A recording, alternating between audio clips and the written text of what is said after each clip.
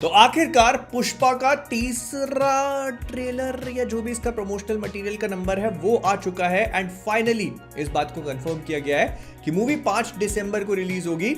लेकिन इस ट्रेलर में काफी सारी चीजें हैं जो इंटरेस्टिंग सी फील होती हैं। सबसे पहले तो ये टाइमलाइन पुरानी है, पुष्पा 1 जो हम लोगों ने देखी थी उसी की टाइमलाइन पे ऑपरेट हो रही है, लेकिन अब कहानी होगी साल 2004 की, जैसा कि हम लोगों ने इसके पुराने ग्लिम्स वाले वीडियो से देख रखा है। पुष्पा ग्राउंड लेवल से अपने आप को उठा करके अब एक डीलर और उसके आगे पता नहीं कौन सी जगह पर पहुंचेगा इस मूवी में, और उसने स्मगलिंग करने के नए नए तरीके भी ढूंढ निकाले हैं। जैसे चित्तौड़ के फॉरेस्ट इलाके में ये लाल चंदन से भरे ट्रकों को नदी पे दौड़ा दे रहा है। ऑल्दो इनका फ्यूचर आगे जाके अच्छा नहीं होगा, ये हमको इसी ट्रेलर में ध्यान से देखने पे समझ में आ जाता है। लेकिन मेरा पॉइंट ये है कि Pushpa is still finding veg कि कैसे पुलिस वालों का और भी ज्यादा बुरे तरीके से काटा जा सकता है। लेकिन ना ये ट्रेलर जिस तरह से कट किया गया है, ऐसा लगता है कि बहुत सारी मल्टीपल चीजें एक साथ चल रही हैं। जैसे ये लाल चंदन वाला प्लॉट तो हो ही गया, लेकिन इसके अलावा हम कई सारे नोटों की गड्डी नहीं है, ये एक्चुअली नोटों के बक्से हैं। इनको छुपाने के लिए सोफों में भरा जा रहा है। ऐसा पहले भी हुआ करता था, आज होता तो मुझे नहीं पता, मुझे सच में नहीं पता। और लास्ट पार्ट में फहद फासिल का कैरेक्टर आता है जिससे पुष्पा का अच्छा खासा इंटरेक्शन होता है, और उस इंटरेक्शन का एक बहुत बड़ा पार्ट था ब्रांड। शेखावत साहब पुष्पा को कहते हैं कि तू जो कुछ भी कर ले तू ब्रांड नहीं बन सकता क्योंकि तेरा सरनेम नहीं है। तो पुष्पा ने जो ऐसे छापा मारा था, खून का छापा मार के अपनी शर्ट पे कहा था कि यही मेरा ब्रांड है, मेरा खून ही मेरा ब्रांड है।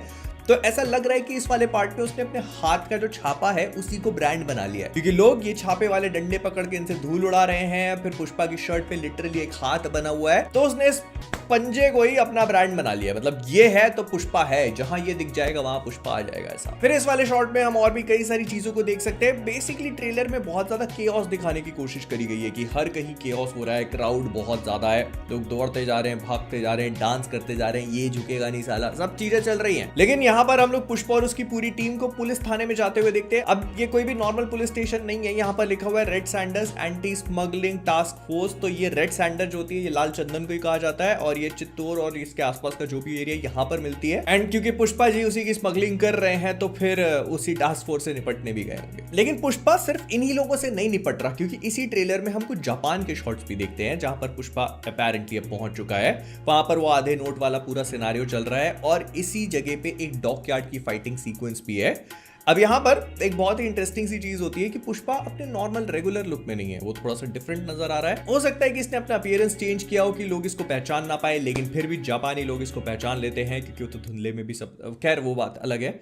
लेकिन रस्सी बांध के उल्टा लटका देते हैं, लेकिन क्योंकि वो पुष्पा है तो वो उल्टा लटक नहीं सकता, क्योंकि वो अपने साथ हमेशा कुल्हाड़ी रखता है, तो वो काट करके इनसे लड़ना शुरू कर देता है। And it makes perfect sense कि पुष्पा जापान जाए, क्योंकि हम लोग को फर्स्ट पार्ट में प्रोलॉग में दिखा दिया गया था कि लाल चंदन जापान जा रही है, और इस पूरे सीन को देखकर ये भी समझ में आ रहा है कि पुष्पा ने शायद मुरुगन को भी अब बाईपास कर लिया है, और वो सीधे जापानियों से ही डील कर रहा है। मतलब वही काट रहा है, वही लेके जा रहा है, और वही बेच भी रहा है। फिर इसके बाद हमको पहली झलक दिखाई जाती है रश्मिका की श्रीवल्ली की, जो कि एक टेंपल से निकल के आ रही है। ये बेसिकली आंध्र प्रदेश के कुन्नूर डिस्ट्रिक्ट में सिचुएटेड यगंती टेंपल है। और हमको ये भी समझ में आ रहा है कि पुष्पा भले ही बहुत बड़ा आदमी बन गया हो और झुकता किसी के भी आगे ना हो, लेकिन क्योंकि इसको फुट फेटिश है तो बीवी के आगे झुकना पड़ेगा। लेकिन ये वाला शॉट काफी इंटरेस्टिंग है, क्योंकि यहाँ पर ऐसा लग रहा है कि पुष्पा को कुछ गुंडे लोग पकड़ के मार रहे हैं। And as far as I can see तो ये मोस्ट प्रोबेबली एक एम्बुश हो सकती है, क्योंकि मंदिर वाली लोकेशन है, पुष्पा ने एक साड़ी वगैरह पहन रखी है, थोड़ा सा मेकअप भी है, but this scene is actually pretty different from the other scene that we saw earlier, जिसमें हमको पुष्पा का कुछ ऐसा ही गेटअप देखने को मिला था। लेकिन ये दोनों सीन्स एक दूसरे से काफी ज्यादा डिफरेंट है। तो आई होप यहाँ पर हम पुष्पा का डाउनफॉल देखें, क्योंकि फर्स्ट पार्ट पे तो उसको एक भी मुक्का नहीं, क्वाइट लिटरली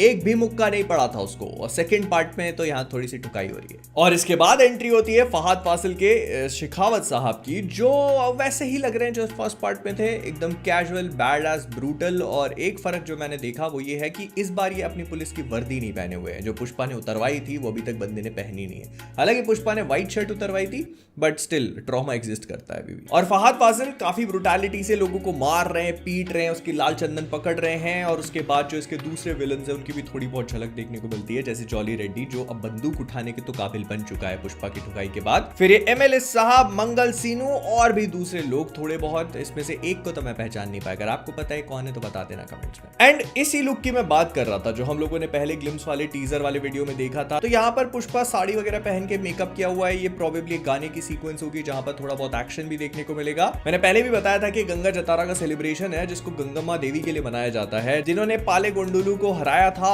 और काफी ज्यादा सही कहानी अगर आप इसके बारे में रिसर्च करते हो तो। और मोस्ट प्रोबेबली हमको इसी का पैरेलल इस वाली पूरी सीक्वेंस में देखने को मिलेगा जहां पर अल्लू अर्जुन मिलकर के कुछ लोगों को मार रहा है और हो सकता है किसी को प्रोटेक्ट भी कर रहा है।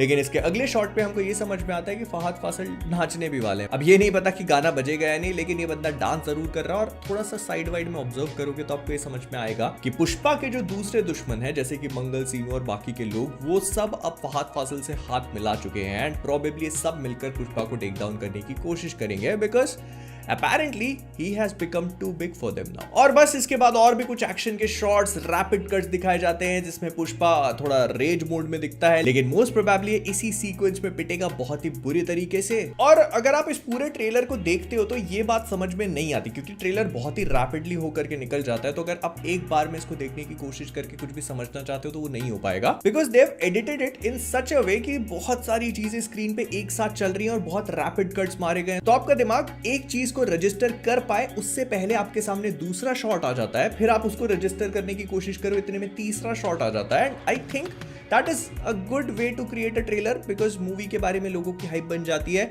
और फिर मूवी की स्टोरी भी स्पॉइल नहीं हो पाती। बट इसके साथ ही साथ मैं ये भी पॉइंट आउट करना चाहूंगा कि मुझे वाला ट्रेलर ठीक सा लगा। आई मीन ऐसा नहीं है कि बहुत गूज़बम्स वाले मोमेंट आ गए और देखकर मजा ही आ जाएगा। If I am being very honest, मुझे पहली वाली पुष्पा भी ठीक लगी थी। मुझे ऐसा लगता है कि उसका जो क्लाइमैक्स था इट वाज नॉट रिक्वायर्ड, मतलब उसको थोड़ा सा स्ट्रेच करके पार्ट 2 के लिए क्रिएट किया गया था, विच मेक्स सेंस नाउ क्योंकि ये दोनों अब कहानी एक साथ जुड़ जाएंगी। लेकिन फिर भी अगर आप पुष्पा 1 को देखते हो तो उसका क्लाइमैक्स ऐसा लगता है कि आउट ऑफ प्लेस फील हो रहा है। तो मुझे पर्सनली पुष्पा 1 ठीक ठाक लगी थी। सेकंड पार्ट को देखते हैं कैसा होगा। ट्रेलर मुझे ठीक लगा। इसमें पुष्पा एक बहुत ज्यादा बड़ी एंटिटी बन चुका है और जो लोग उससे जला करते थे अब वो उसके बहुत बड़े दुश्मन बन गए हैं एंड ये सब लोग हाथ मिला करके उसका डाउनफॉल कराने की कोशिश करेंगे, व्हिच आई एम होपिंग कि देखने को मिले बिकॉज आई स्ट्रांगली फील कि एक हीरो की कहानी वहीं से बेहतरीन बनती है जब उसके स्ट्रगल दिखाने शुरू करे जाए। And as far as I remember तो फर्स्ट पार्ट में उसका सबसे बड़ा स्ट्रगल यही था कि ना तो पापा है और ना ही सरनेम।